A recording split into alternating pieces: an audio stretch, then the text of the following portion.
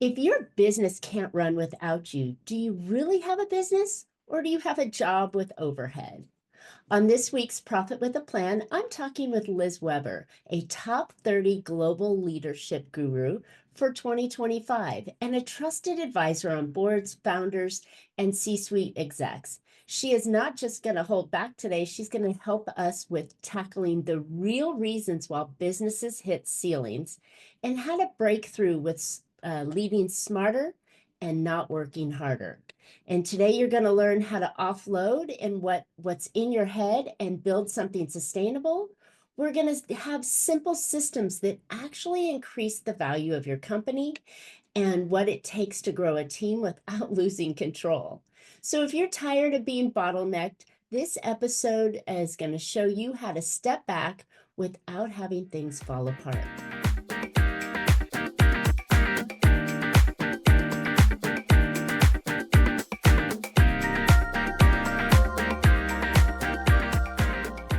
Hey, entrepreneurs, are you working too hard for too little profit? Well, welcome to Profit with a Plan podcast, where we help you scale smarter, increase profitability, and build a business that's worth more, whether you keep it or decide to sell it later on. I'm Marcia Riner, business growth strategist and the profit booster behind Infinite Profit. I've helped countless entrepreneurs to turn their businesses into highly profitable and sale-ready businesses, so they enjoy more income now and a greater payout later on. So join me for practical strategies, expert insights, and proven steps to make your business more profitable, more valuable, and built to last. By the way, today's episode is sponsored by Infinite Profit, where we don't just talk profit, we deliver it. But before we dive in, I have something special for you. And if you're ever feeling like you're doing all the right stuff, but not seeing the results that you want, it might be time for a fresh perspective. And that's why I'm offering a free growth and marketing audit.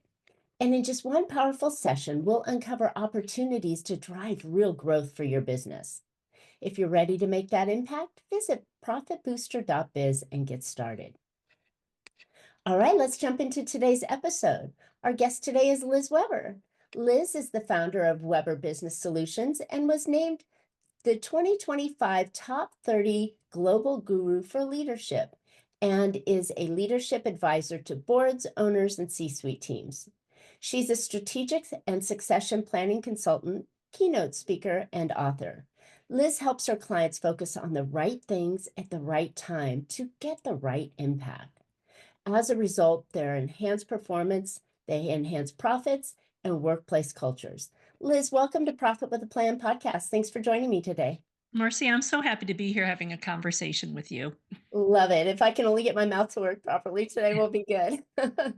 But so how, and I always like to start out and kind of figure out where your background came from. A lot of us either come out of corporate or we've all just been this entrepreneur from the start. How did you get into leadership guidance? Well, I started out actually coming out of college, and my degree was in international business. And I'm from the Midwest, I'm from Wisconsin. And coming from the Midwest, I couldn't get a job in international business without international experience. So I was in this catch-22. So I, through great good fortune, got an internship with the US Department of State in Washington, D.C.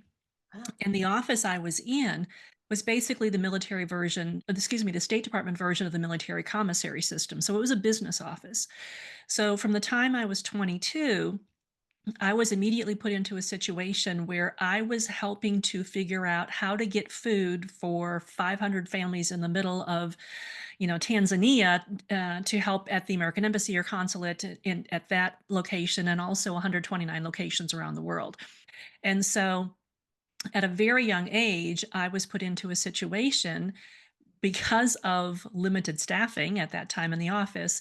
I was one of the key staff members. And so I was put into a leadership role very, very early. In that capacity also, I was quite often briefing ambassadors, briefing deputy chief submissions, DCMs, and oftentimes briefing inspector general teams before they would go to the different embassies and consulates and conduct audits. So I was put into a position between you and me and your listeners that I was highly unqualified for initially, and had to kind of learn by fire. And so in the professional world. That's how I got my feet wet in leadership. But I will tell you, and it probably resonates with you and probably some of your listeners as well.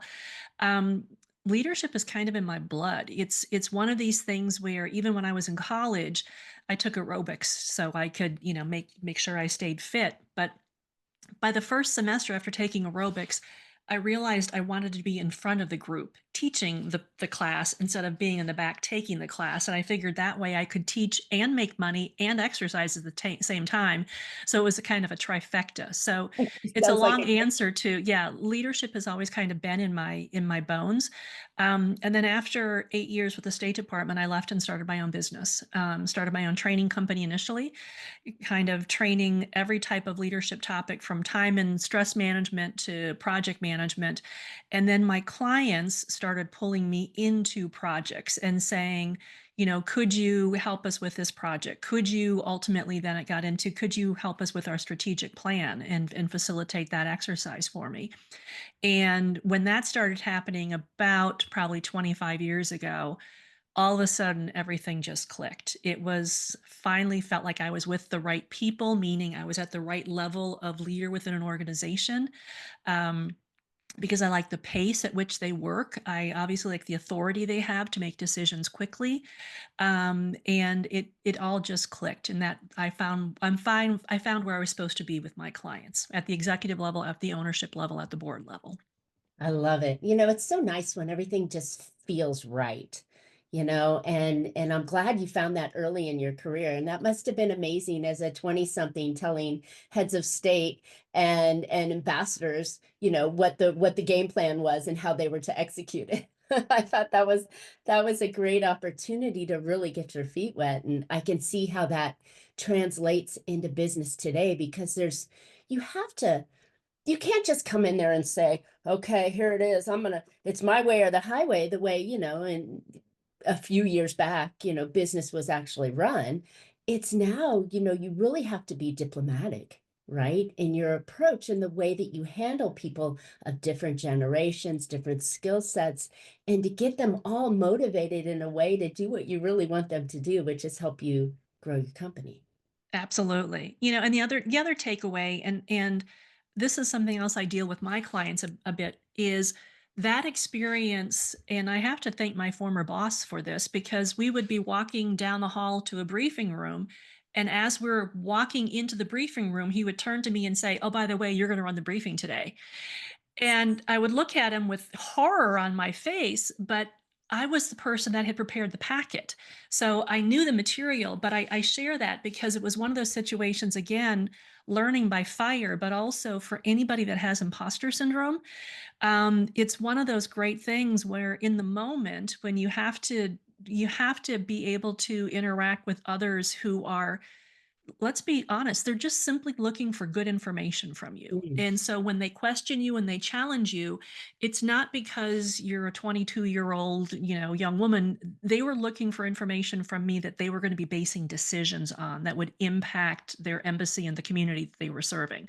So the reason for their challenges, the reason for their questioning was to make sure that the information that I was giving them was accurate. And that has been just so helpful to having that underlying foundation to always lean on when I'm working with my clients. I love that. Important skill set to have. All right, so let's talk about leadership in a way that today's leaders, in the small business community can really grab onto those kind of skills to be able to help their company and help their organization. And one of the areas that I think is super important is that they need to kind of step back a little bit rather than, charging forward saying, I'm going to do it all, right? How do you get them to lead instead of be the tactician, I guess, is the word that's coming to my mind at the moment.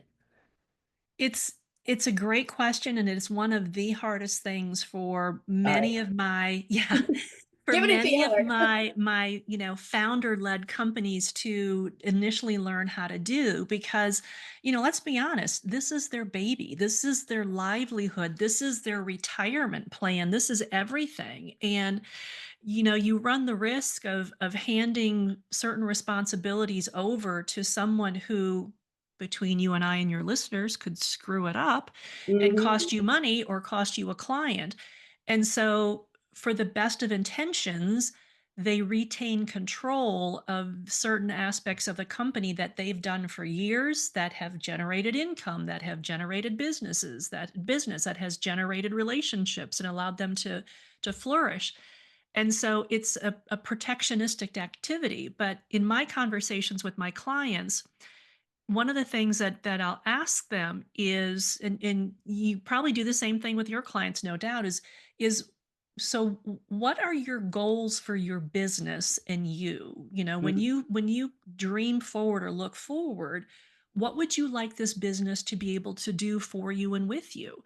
And describe that to me. And invariably with my clients, it's something like, well, I want to be able to sell it, or I would love to scale it. I'd love to turn it over to my daughter, or I'd love to be in a position where we could template this and we could have like franchises and I could have a location for each one of my children.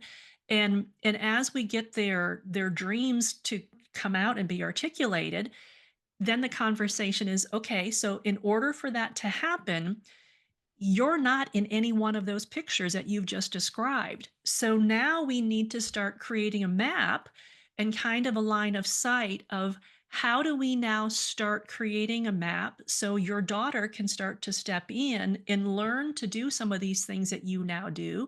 So 5 years from now, 10 years from now, 15 years from now, when you're visualizing her running it, she actually has the skills to run it, and she doesn't have to lean on you or call you all the time to ask questions of how to do it. She's fully capable in and of herself to do it. And honestly, it's simply helping them realize that, again, for the best of intentions, they're inhibiting their own dreams from becoming a reality. And so Isn't then that the it's truth? How often do they go, whoa, wait a minute, I didn't expect that from you? Because they expect to be involved in everything. Like you said, they birthed this child, this Mhm. business, this ugly baby that they've created, right? And now you're telling them, well, in order to have this baby grow up and move on to greener pastures, you have to be able to trust that this baby can function on its own without you holding its hand all the time. And I know that's a really huge gap and leap of faith that these business owners have to take, but it's absolutely necessary.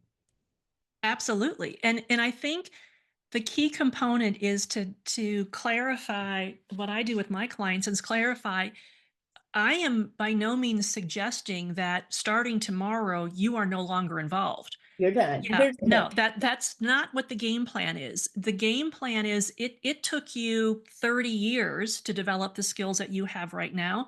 I'm not suggesting we need 30 years to develop your daughter's skills, but what I'm suggesting is a couple of things. Number one, let's get very clear in what is the role you expect her to take over. So, if you want her to be the next president, great. Then let's look at that role as president and really look at, given the type of company you are trying to build and you would like her to step into and build, what should the president of that company be able to do? And let's look at defining that position description and responsibilities and figure out which of those you are currently doing, which of those you're not currently doing, and which of those we can start to train her up to start learning how to do so that when she steps into that position, she's doing the right things for that position, Mm, and we can start taking things away from you that make sense that, number one, as a president, you should no longer be doing. And when we move those things, we're going to move them to the position within your company that they actually should be at right now. it- Because you probably have some managers or team members who you are paying a salary to or hourly wage to who are not doing things that you're paying them to do because you're still doing them. mm, And if you are frustrated with them because you think they could be doing more, they're probably not doing more because you're doing part of their job for them. ah, So it's this cleanup that we have to go through. And I share with them, this happens to so many companies, particularly that are founder led, because as you move forward, you just naturally take things with you that you've done for years, that you know so well, you have all the connections, and it just works until people start leaving and it doesn't work anymore. Mm. So it's time to do a cleanup of the positions in the company. What are you doing? What do you need some of your other managers and leadership team members to be doing, or others within the company? And how might we start to logically reassign some of the responsibilities and help them be successful at those responsibilities? I think that is a fantastic way to look at it. You've given them this like visual dream that they want, that their desire is, right? And whether daughter steps in or not, somebody's going to step in the future. And especially with companies these days, there's no reason to just close the doors when you decide to retire. So I love this vision that you create with them and you get them to start to see and feel that. And then you hit them with the, oh, well, let's create like a framework, right? A strategy, a plan that would start to softly move you into that change word and have those positions aligned, right? I mean, that's what I'm hearing is that the business owner, the founder-led company, which many companies start out as, they can't continue forever. So you've got to be able to put other people in place in those roles. And, forgive me, when we started our business, we didn't think we were working, 60 to 80 hours a week, anyways, right? We wanted the freedom and the financial lifestyle of all these things. But as long as you're founder led and run and you're handling all those tasks, you're not getting the freedom that you wanted. And you're probably not getting the pay scale that you wanted because you're doing all the work. Exactly. Are your podcast guest appearances leading to real business, or are you just hoping that listeners will take action? With the Profit Booster Podcast Monetization Hub, we turn your interviews into lead generating machines so that you capture, nurture, and convert listeners into paying clients. So stop leaving money on the table and get started today at profitboosterpod.com. Exactly. Exactly. Or as I say, you realize you're handcuffed to your business. Oh, And yeah. then, that handcuff is, it's not a golden handcuff, it's a handcuff.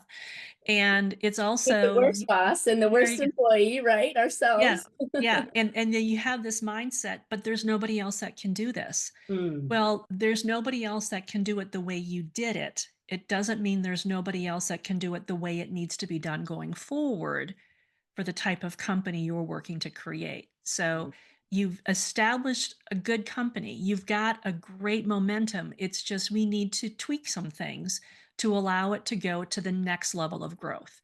Because to your point, we've all everybody kind of peaks out every now and then. And you can only work 60 to 80-hour weeks for so long before you burn yourself out, you burn out your personal life, and you burn out your business. So let's look at creating a better balanced team and a better balanced work culture for everybody. I love it. And it sounds like you're starting to build these systems and people in place that will actually increase the value of the company, right? Because nobody wants to buy your headache. They want to buy a company that's functioning and going with a great leader in place.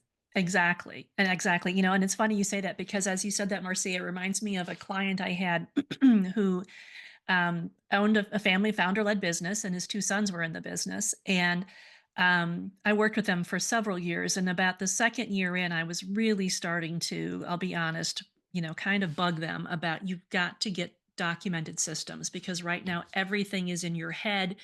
You're telling your sons various pieces of how to do things and it's not fair to them. And he was just not happy about it. And he's like, I don't want to create a bureaucracy, Liz. And I said, I'm not asking you to create a bureaucracy, just basic checklists, something to give some guidance here so you get some consistency. Well, long story short, it took about 18 months, but they got things documented. And I will never forget the afternoon he called me at my office and he said, Liz, I'm just calling to tell you that we've uploaded the final couple SOPs, standard operating procedures that we had created, and we've got everything documented right now. Granted, it'll change next week, but we got everything documented.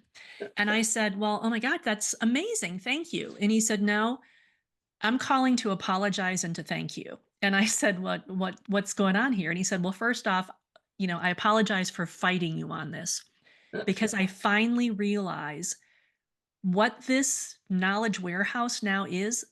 This is a key to my company. This is what has the value when it comes time to sell my company. Is It's it's no longer dependent upon what I know in my head or what my sons might know in their head or what any of our managers might know or anybody else on the front line.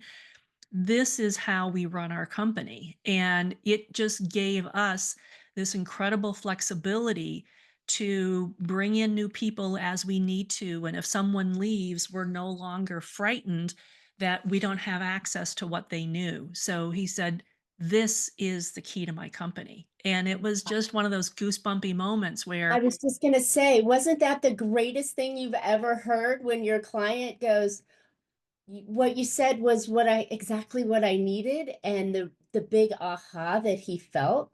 And now that it's like, and I love the fact that he goes, I'm sorry for fighting with you. but Because but it was, they it's, do.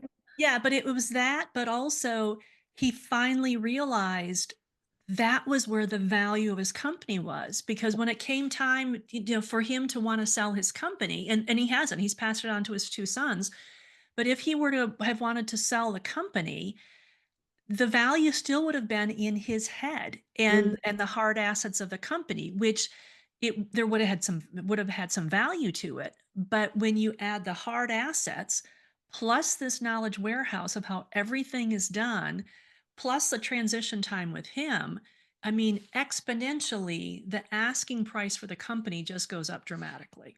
Whether you're selling it or not, it's still a value, because if he needed to go get new equipment or he wanted to finance the building or something, they're still going to look at an asset value. And so that's why I always talk about, people always think, oh, well, I may not want to sell this. I may want to Mhm. give it to my kids, but you still need to value it. And Right. so I love how this actually comes into play, that these assets, the intellectual property, your knowledge of how the company is run and where the Mhm. skeletons are in the closet, you've got that out of your head and on paper, so it makes it so much easier for the next line or the next hire to be able to take it. Um, Absolutely. Brilliant, brilliant, and wonderful example of a success story that I think owners need to hear every once in a while, that, yeah, this may be uncomfortable and it may be kind of a pain in the butt, or, it's not making me money right now, so why do I want to do it? But it does. It Mhm. does in the long run. Right. Well, and the thing with him too is I really wanted him to understand that when it comes to documenting procedures, it doesn't need to be this, Oh, big, right. massive project. I mean, like with applications like Scribe right now, you can document a process in 30 seconds. So Mhm. there are a lot of tools out there that can help with this whole process. Exactly. And you can get your team to document their procedures so you don't have to know what your team's doing. But here's a great thing that I found about these systems that you have and these standard operating procedures and leadership as a whole. When you ask your team to document their systems, now you've got an opportunity to go, oh, Bob or John, I didn't realize you were doing that because Sue is doing that over here, so you don't need to do it. Or, Mhm. oh, I didn't realize that was happening. That's brilliant. Thank you. Or, how could we improve this? You're getting that teamwork Mhm. involved in the process of your company. And if John or Bob leaves and you hire somebody coming in, they can now run with it rather than you having to go in and sit and train them for 6 weeks. Absolutely. Well, and the other thing, and it was a natural progression from when I had the conversation with him about let's get clear on what your job is first. Mm. So when we have the conversations about what should each position be doing, then you Mhm. look at documenting procedures for each position. What invariably comes out, and I think this is where you're going with that, Marcia, is quite often we had the conversations with, well, wait a minute, Bob, why are you doing that? That you shouldn't even be doing that. Marcia should be doing that. Given her position, she should be doing that. Well, but I've done it for the past 7 years. Well, that's great, but it doesn't at all belong in what you're being paid to do in your position. So there's a lot of, I don't want to say hidden skeletons in the closet, but just things that were so close to it, you don't even see sometimes how disorganized it can be. It's kind of like, everybody has a junk drawer and you just know roughly where to find something in your junk drawer, but when you clean it out, it just makes life a whole lot better. Brilliant analogy, the junk drawer. Holy cow. So Nick, you have just literally talked about a client that I'm working with currently. And there's one role that should be handled by one person, but it's literally handled by five different people in the company. One's doing a little piece here, one's doing a little piece over there, one's doing a little piece there. And it's like, oh my gosh, how do you expect the position or the functionality of the job to work when you've got five people, screwing in the screwdriver and one person hammering at the same time the other person's screwing. Mhm. Nobody's holding it, it's just a mess. And they don't see it because that's how it's been for years, that, oh, so and so handles that part and so handles that.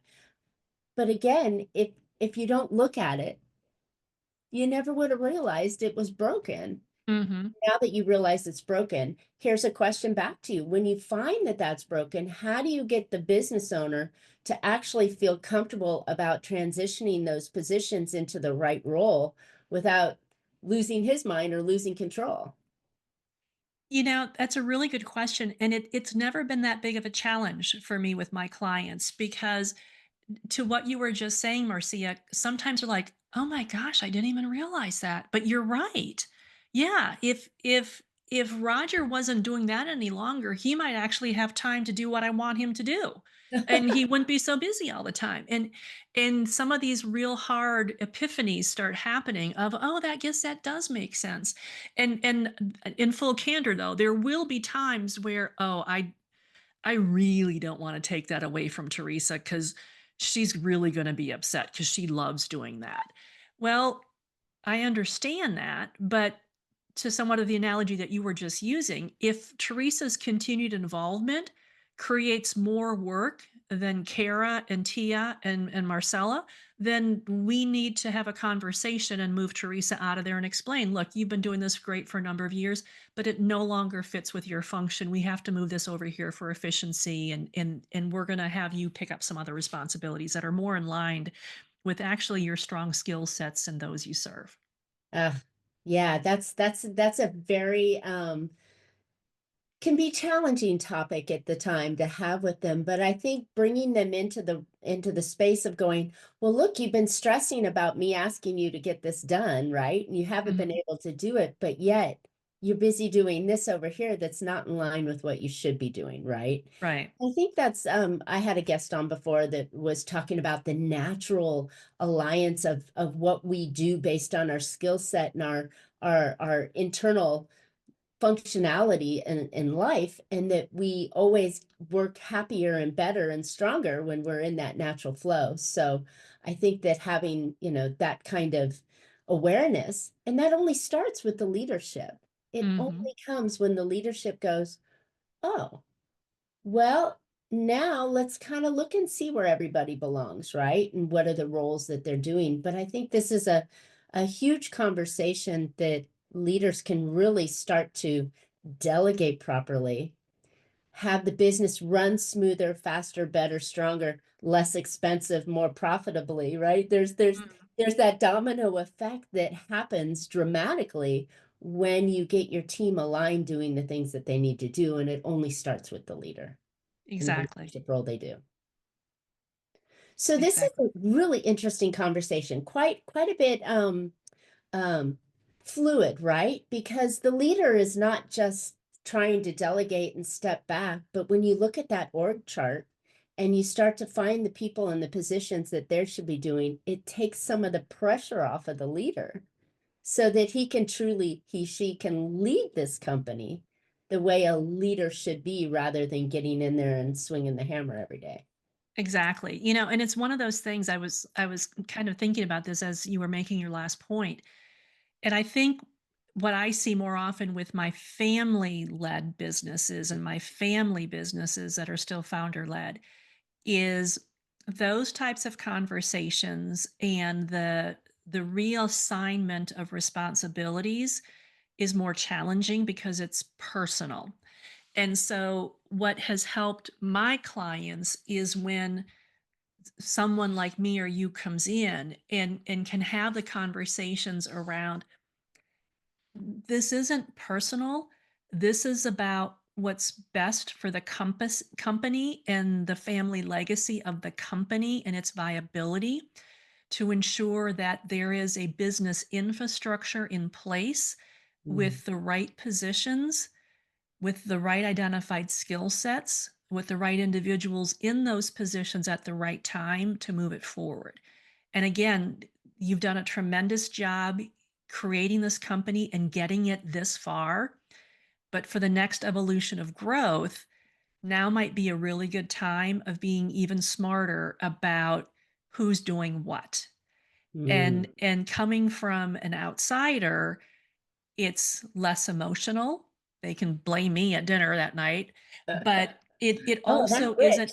Yeah, rich. it isn't showing favoritism. It isn't Right. showing that type of stuff. And the one example I shared about the company owner who had the epiphany on the power of the knowledge warehouse that they had built.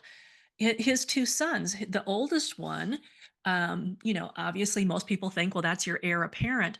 But his oldest son did not have the business acumen. His oldest son was really good at hitting the golf course, creating relationships, selling business, schmoozing with the people. The That's younger an amazing son, skill. yeah, the younger son had the business acumen. Mm. And it was one of these things where, for whatever reason, they had a mental mind block for quite a long time, that they didn't want to upset the oldest son because the youngest son had.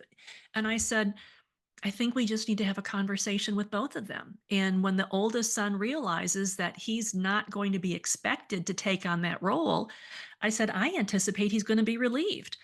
And they said, you got to be kidding me. And we had the conversation. The oldest son, when I shared with him, I said, I think you're going to be better positioned to be the director of business development. And your job is to get out in the golf course, and your job is to get out there. I mean, he just lit up like, really? That's what I get to do? I don't have to be in the office running the business. He was relieved. Oh And my goodness. as the parents, they were blinded by what they thought was a familial obligation to their sons. And when we had the conversation about, but let's just be candid with them about the objectivity of what we're trying to put in place to make sure your company stays viable, at Mm. least for another generation. We've got to put some safeguards in place, and putting the right people in the right positions is a safeguard. It just made sense for everybody, and it works out well when you keep that in focus of what is the objective of the whole thing. And from my family owned businesses clients, it's keeping the business alive for the next generation. Mm. And it's interesting. Even though they're not in some companies where it's still founder led, but they're smaller, tighter knit companies, there's still that emotional challenge of being kind of a family because they all put so much into it, right? Whether that's blood and skin, or if it's just that they've been there for so long that they Hmm. think that they're part of it. I know that there's tons of challenges when it comes to being a strong leader in the company and making decisions, which I love this theme that we have here, is where's the future of this company? What do we see from it? How do we want to get there? And what's the next logical step in looking at that org chart and saying, how can we get some people in the right roles, doing the right things, right? And getting Hmm. the right results that you want from it, which is beautiful. It really is. It's a very systemized way of looking at business when you've got teams, right? You've got the founder and the community, right? That Right. you have working for you. And this is a beautiful system that you've created. I think it's one of those simple things, but it's not simple, but it's so on point for what every business needs to look at, whether they're topping that million or topping that 5 million or topping that 250,000, trying to get to the next level, is that you constantly have to look at this and say, how can the leader really truly lead and put that team in place to do the right stuff. Absolutely. That's the challenge. That's the challenge. But it's hopefully either themselves identifying what that future looks like, or having someone help them clarify what they see in their brain and be able to articulate it. Love it. All right, Liz, this has been fantastic. I mean, really good stuff that we've discussed today around building the founder-led company and turning it into a team-led company. Where can listeners find out more about you and Weber Business Solutions? Well, they can go to my website, which is wbsllc.com, or they connect with me on LinkedIn. I'm very active on LinkedIn, and my call sign on LinkedIn is Liz Weber CMC, and Weber has one B. So CMC, what does CMC stand for? Certified Management Consultant. There you go. Love it. Love it. Okay, so do you have let's see, no, I think that's it. I think LinkedIn is a great place to really start to gather information, make your decisions as to whether this person aligns with you and can help you grow your company.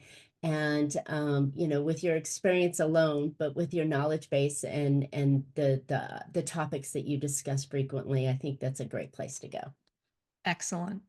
Awesome. All right. So, listeners, I hope you found some really valuable insights and actionable ideas that help you turn your business into a more profitable business. And thanks so much for tuning in today.